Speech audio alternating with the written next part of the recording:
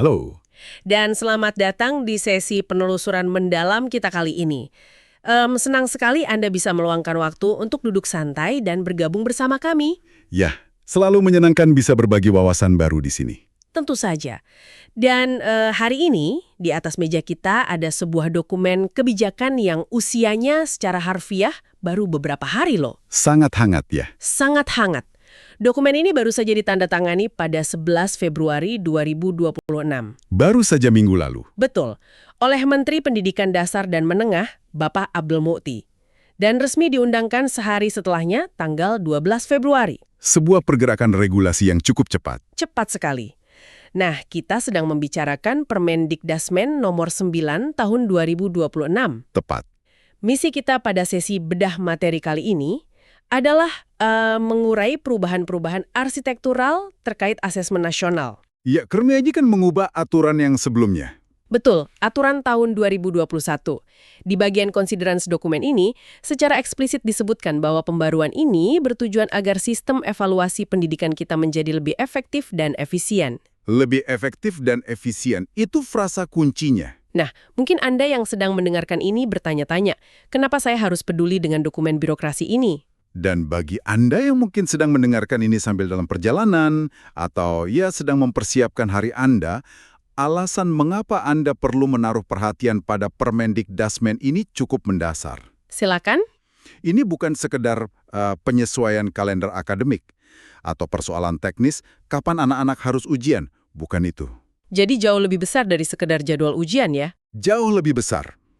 Dokumen ini adalah cetak biru mutakhir, sebuah blueprint yang mendefinisikan ulang bagaimana negara mengukur kapasitas kognitif, menilai pembentukan karakter, dan mengevaluasi kesehatan ekosistem belajar dari generasi masa depan kita. Wow. Jadi, baik Anda yang berkecimpung di sektor kebijakan publik, Anda yang merupakan praktisi pendidikan, atau sekedar warga negara yang peduli kemana arah pembangunan manusia kita dibawa, Iya. dokumen ini secara esensial menetapkan metrik kesuksesan yang baru. Oke, mari kita urai perlahan. Mari. Kita mulai dari bagian pertama dokumen ini. Spesifiknya pada pasal 5 dan pasal 6. Bagian peserta ya. Betul, pasal ini mengatur siapa saja subjek dari asesmen nasional ini dan apa saja prasyarat pelaksanaannya. Silakan dilanjut. Kalau kita bicara tentang asesmen berskala nasional, paradigma di kepala kita yang paling umum adalah negara sedang mengevaluasi kemampuan siswa kan di akhir masa studi mereka. Tradisinya memang begitu. Ujian nasional zaman dulu selalu tentang murid. Tapi di pasal 5 ayat 3, definisi peserta ini diperluas secara signifikan. Diperluas seperti apa detailnya?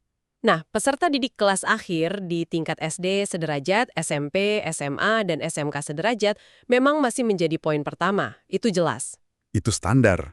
Namun, poin kedua dan ketiga dari ayat tersebut mewajibkan keikutsertaan pendidik atau guru serta kepala satuan pendidikan. Kepala sekolah juga ikut di asesmen. Yang sangat menarik dari hal ini adalah pergeseran beban pembuktian. Maksudnya beban pembuktian? Begini, ketika sebuah peraturan kementerian secara tegas menjadikan guru dan kepala sekolah sebagai peserta asesmen, Iya. negara secara hukum menyatakan bahwa hasil belajar itu bukan lagi variabel tunggal yang bergantung pada seberapa keras murid belajar. Saya paham. Jadi bukan cuma anak yang disalahin kalau nilainya jelek. Tepat sekali. Ini adalah transisi menuju evaluasi ekosistem. Kita sedang melihat kerangka diagnostik yang memetakan kualitas interaksi secara utuh. Antara siapa dengan siapa? Antara peserta didik, kapasitas instruksional dari pendidik, dan tentu saja manajemen kepemimpinan dari kepala sekolahnya. Secara konseptual itu memang terlihat sebagai sebuah langkah evaluasi yang sangat holistik ya. Sangat holistik. Tapi saya jadi berpikir ada implikasi administratif yang cukup masif di sini. Oh, tentu saja. Logistiknya pasti luar biasa. Kalau kita lihat di pasal 6, keikutsertaan seluruh elemen sekolah ini diikat dengan kewajiban pendaftaran yang sangat tersentralisasi. Sentralisasi data. Betul, peserta didik didata melalui laman kementerian yang ditetapkan oleh pemerintah daerah atau Kementerian Agama. Sementara pendidik dan kepala sekolah, Mereka mendaftar kemana? mereka wajib terdaftar di pangkalan data kementerian secara langsung. Langsung ke pusat ya? Mengelola dan memastikan validitas data dari jutaan guru dan kepala sekolah di seluruh penjuru Indonesia ini tentu bukan perkara birokrasi yang ringan. Memang, tantangan operasionalnya berbanding lurus dengan skala ambisinya. Pasti repot sekali itu di lapangan. Tapi sentralisasi pangkalan data ini mengindikasikan bahwa pembuat kebijakan menginginkan peta demografi pendidikan yang presisi. Agar tidak ada data ganda atau sekolah yang fiktif. Tepat. Tanpa pendataan yang terpusat dan terverifikasi silang antar kementerian atau lembaga daerah, sampel asesmen bisa menjadi sangat bias. Masuk akal? Regulasi ini memaksa terciptanya sinkronisasi data dari level akar rumput, dari sekolah-sekolah di daerah terpencil hingga ke server pusat. Yang pada akhirnya mencegah adanya individu yang luput dari radar evaluasi nasional. Betul sekali. Berbicara soal tantangan operasional dan hal-hal di lapangan, dokumen ini juga menyentuh aspek logistik yang sangat mencolok di era digital. Apa itu? Di pasal 5 ayat 4, terdapat sebuah klausul yang mewajibkan bahwa tempat pelaksanaan asesmen nasional harus memiliki, dan ini saya kutip langsung dari teksnya ya, Silakan. harus memiliki akses jaringan internet yang memadai. Akses internet memadai. Iya. Memasukkan frasa kualitatif seperti internet memadai ke dalam produk hukum setingkat peraturan menteri adalah sebuah pengakuan terang-terangan dari negara. Pengakuan mengenai infrastruktur dasar. Betul. Mengenai infrastruktur dasar apa yang kini dianggap mutlak krusial untuk penyelenggaraan pendidikan kita. Dan jika kita melihat kelanjutan logisnya di ayat 5, dokumen ini juga sangat realistis. Realistis mengenai siapa yang bayar internetnya? Kurang lebih begitu. Dokumen ini realistis mengenai siapa yang harus menanggung beban pengadaan internet memadai tersebut. Karena tidak mungkin semuanya dibebankan ke sekolah, kan? Tepat. Aturan ini tidak meletakkan tanggung jawab penyediaan sarana, prasarana, dan sumber daya manusia pada satu pundak saja. Lalu dibagi ke siapa saja? Ada pembagian tanggung jawab lintas sektoral yang cukup kompleks di situ. Mulai dari kementerian yang menyelenggarakan urusan agama, Untuk madrasah berarti ya? betul, lalu pemerintah daerah, masyarakat penyelenggara pendidikan, hingga Kementerian Pendidikan itu sendiri. Pembagian tanggung jawab lintas sektoral ini terdengar sangat ideal di atas kertas ya. Di atas kertas ya, Tapi seringkali dalam prakteknya di lapangan, ini bisa menimbulkan kebingungan yurisdiksi. saling lempar tanggung jawab maksudnya. Nah, itu dia. Ketika Kementerian Pusat, Kementerian Agama, Pemda, dan penyelenggara swasta semuanya memiliki irisan tanggung jawab, Iya, tanggung jawab untuk memastikan server atau koneksi internet tidak tumbang saat anak-anak sedang asesmen, risiko terjadinya lempar tanggung jawab kalau ada masalah itu semakin besar. itu adalah observasi yang sangat valid. Desentralisasi kewenangan dalam sistem kita memang seringkali menjadi pedang bermata dua. Sangat sering. Namun secara legal, pasal 5 ayat 5 ini setidaknya memberikan landasan hukum yang kuat Landasan bagi Pemda. bagi pemerintah daerah atau Kementerian Agama untuk mengalokasikan anggaran khusus. Jadi mereka punya dasar untuk mencairkan dana demi infrastruktur. Persis, tanpa adanya pasal yang mewajibkan keterlibatan mereka secara tertulis, akan sangat sulit bagi dinas di daerah untuk menjustifikasi pengeluaran infrastruktur digital yang tersinkronisasi dengan jadwal pusat. Sebuah fondasi hukum untuk pencairan anggaran dan penyelarasan program. Ya, itu sangat masuk akal. Sebuah kebutuhan birokratis. Nah, sekarang kita beralih ke bagian kedua dari sesi bedah materi ini. Mari kita masuk ke substansinya. Betul. Mari kita bedah apa esensi kognitif yang sebenarnya sedang diukur oleh negara. Berdasarkan pasal 3, hasil belajar kognitif itu diukur melalui instrumen yang disebut Asesmen Kompetensi Minimum, atau sering disingkat AKM. AKM ya? Ya. Dokumen ini menetapkan bahwa AKM fokus hanya pada 2 domain utama. Literasi membaca dan numerasi. Tepat sekali. Pemilihan literasi dan numerasi sebagai 2 pilar tunggal untuk ranah kognitif ini menegaskan satu hal penting, Apa itu? bahwa pemerintah sedang mengukur daya nalar dasar, logikanya, bukan penguasaan konten spesifik atau hafalan materi. Bukan seberapa banyak tahun sejarah yang dihafal ya. Bukan sama sekali. Nah, disinilah bagian yang sangat menarik. Dalam Permendikdasmen tahun 2026 ini. Bagian mana yang Anda maksud? Jika Anda, pendengar, membaca dokumen ini terus hingga ke antara pasal 9 dan pasal 10, Anda akan menemukan sebuah pasal sisipan yang sama sekali baru. Pasal sisipan? Ya, yaitu pasal 9A. Oh ya, pasal 9A. Ayat 1 dari pasal ini menyatakan bahwa pengukuran kompetensi literasi membaca dan numerasi, dan saya kutip lagi, Silakan. dapat diintegrasikan dalam pengukuran capaian akademik pada mata pelajaran tertentu. Integrasi ke mata pelajaran. Iya, kalau boleh saya beri perumpamaan teknis ya, agar lebih mudah dibayangkan. Boleh, analogi biasanya sangat membantu? Ini itu seperti menyembunyikan sayuran sehat ke dalam makanan favorit Anda. Menyembunyikan sayuran. Menarik. Iya kan? Jadi sistem pendidikan kita tidak perlu lagi memisahkan waktu khusus atau ujian khusus hanya untuk menguji logika angka atau pemahaman bacaan secara harafiah. Murid mungkin merasa sedang mengerjakan hal lain. Betul, murid mungkin merasa mereka sedang mengerjakan soal geografi atau sejarah. Tapi di saat yang sama, kemampuan literasi membaca dan logika numerasi mereka sedang dievaluasi dari soal tersebut. Jika kita kaitkan ini dengan gambaran besarnya, terobosan di pasal 9A ini adalah intervensi pedagogis yang sangat tajam sebenarnya. Tajam bagaimana? Mengintegrasikan literasi dan numerasi ke dalam mata pelajaran lain adalah sebuah pengakuan struktural. Pengakuan bahwa literasi dan angka bukanlah subjek ilmu yang berdiri sendiri di ruang hampa. Melainkan alat.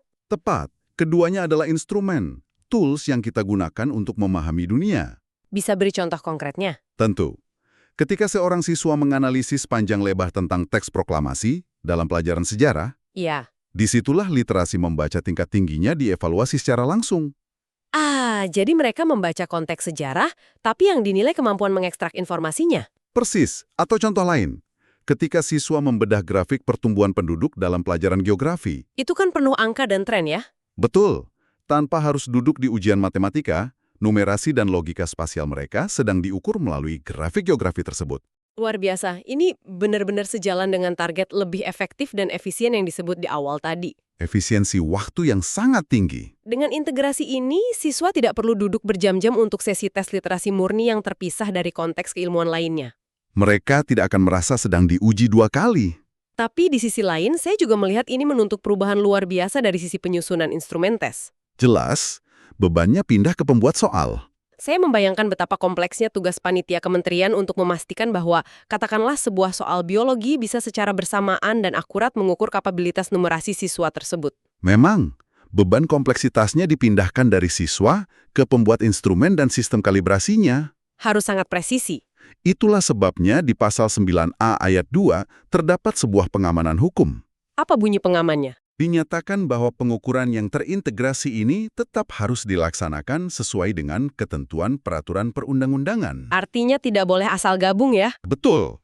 Ini berarti integrasi tersebut tidak bisa dilakukan serampangan oleh sembarang guru tanpa standar. Harus diukur dengan benar. Harus ada metodologi psikometri yang terstandar untuk memastikan bahwa nilai numerasi yang diekstrak dari soal biologi tadi memiliki tingkat validitas yang sama dengan nilai dari tes matematika murni. Sebuah lompatan efisiensi yang menuntut akurasi tingkat tinggi di balik layar.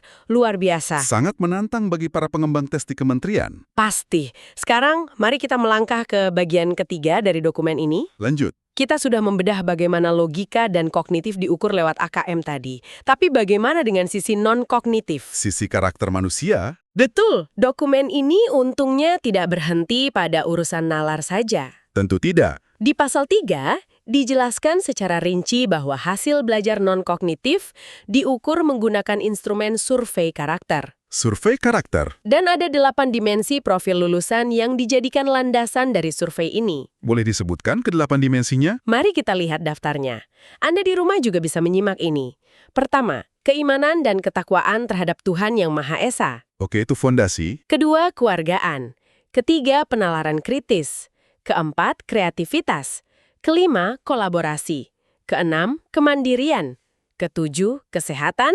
Dan kedelapan, komunikasi. Dari 8 dimensi yang Anda sebutkan barusan, ada pergeseran arsitektur karakter yang patut kita garis bawahi dengan tebal. Yang mana itu? Memasukkan kesehatan dan komunikasi ke dalam metrik resmi karakter nasional. Ya, saya memang ingin menyoroti hal tersebut juga. Kenapa begitu? Mengukur kewargaan atau kreativitas saja sudah merupakan tantangan besar kan? Tapi melihat kesehatan dan komunikasi kini berdiri sejajar dengan keimanan atau penalaran kritis, ini memberikan warna yang sama sekali berbeda pada definisi kelulusan. Ini adalah sebuah sinyal evolusi dari bagaimana negara memandang sumber daya manusianya. Tapi bagaimana kita menerjemahkan kesehatan sebagai sebuah dimensi karakter yang bisa disurvei? Pertanyaan yang bagus. Apakah ini lebih ke pemahaman siswa tentang gaya hidup sehat, kondisi fisik mereka saat itu, atau resiliensi mental? Mengingat ini dikategorikan di bawah survei karakter dan bukan tes medis klinis, indikator kesehatan di sini kemungkinan besar merujuk pada literasi kesehatan. Literasi kesehatan, kesadaran mereka ya? Betul. Kesadaran untuk menjaga kebugaran fisik dan mental, serta resiliensi psikologi siswa dalam menghadapi masalah. Jadi bukan tentang seberapa cepat mereka lari keliling lapangan. Bukan. Menjadikannya sebagai dimensi karakter resmi, mengisyaratkan kesadaran pemerintah akan satu hal fatal. Apa itu? Bahwa setajam apapun penalaran kritis seorang siswa, kapasitas tersebut akan tereduksi secara drastis jika siswa tersebut rentan secara fisik, atau jika secara mental mereka tidak memiliki daya lenting menghadapi tekanan belajar. Sangat benar. Dan bagaimana dengan komunikasi? Begitu pula dengan komunikasi.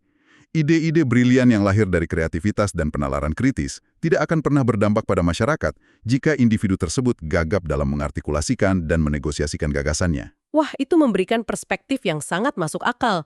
Kemampuan mengeksekusi ide ke dunia luar ya. Betul sekali. Tapi muncul tantangan lain di benak saya. Tentang apa? Standarisasinya?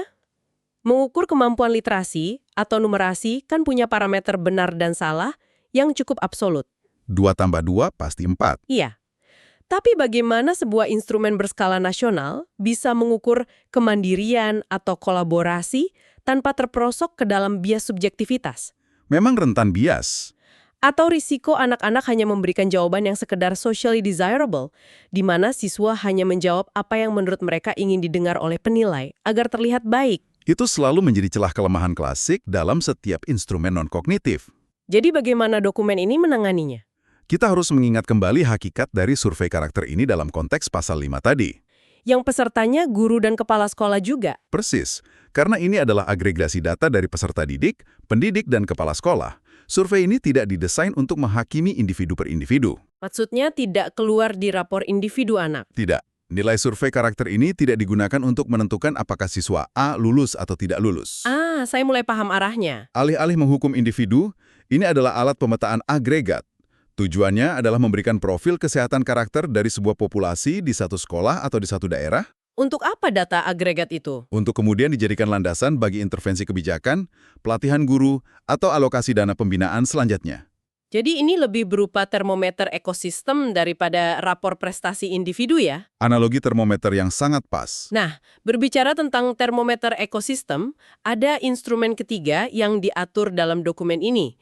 Tepatnya di pasal 3 ayat 5 dan 6. Survei lingkungan belajar. Betul, survei lingkungan belajar, instrumen ini dirancang khusus untuk mengukur kualitas lingkungan pada satuan pendidikan. Apa saja yang diukur di situ? Dokumen ini menetapkan 3 indikator utama yang dievaluasi, iklim keamanan, iklim inklusivitas dan kebinekaan, serta proses pembelajaran itu sendiri. Ini memunculkan satu pertanyaan penting. Silakan. Mengenai prioritas, mengapa variabel sosial kultural seperti inklusivitas dan kebinekaan dikodifikasi menjadi indikator struktural yang wajib diukur dalam asesmen tingkat nasional? Kenapa bukan cuma fasilitas laboratorium saja yang diukur ya? Iya, kenapa harus inklusivitas? Kalau kita mengamati dinamika sosial beberapa tahun belakangan ini, rasanya jawabannya cukup jelas. Isu intoleransi, perundungan atau bullying, atau segregasi sosial di dalam lingkungan sekolah kan masih menjadi bayang-bayang yang sangat nyata. Realitas pahit di lapangan. Memasukkan iklim inklusivitas dan kebinekaan, serta iklim keamanan sebagai metrik yang diwajibkan secara hukum, sepertinya adalah upaya institusional negara. Upaya untuk merespons. Merespons masalah-masalah struktural tersebut secara berbasis data, bukan lagi sekadar imbauan moral saat upacara bendera. Pemahaman yang sangat tajam, dan ini didukung oleh sains. Bagaimana sains menjelaskannya? Analisis pedagogi modern menunjukkan bahwa rasa aman dan rasa diterima tanpa memandang latar belakang ekonomi, identitas atau kemampuan fisik adalah prasyarat fundamental. Prasyarat untuk belajar. Prasyarat bagi bekerjanya fungsi kognitif tingkat tinggi. Oh, jadi kalau tidak aman, nalar tidak jalan. Betul. Jika iklim inklusivitas sebuah sekolah buruk, di mana sebagian siswa merasa terasingkan atau dibully, energi psikologis mereka akan tersedot habis hanya untuk mekanisme pertahanan diri. Bertahan hidup di sekolah. Tepat.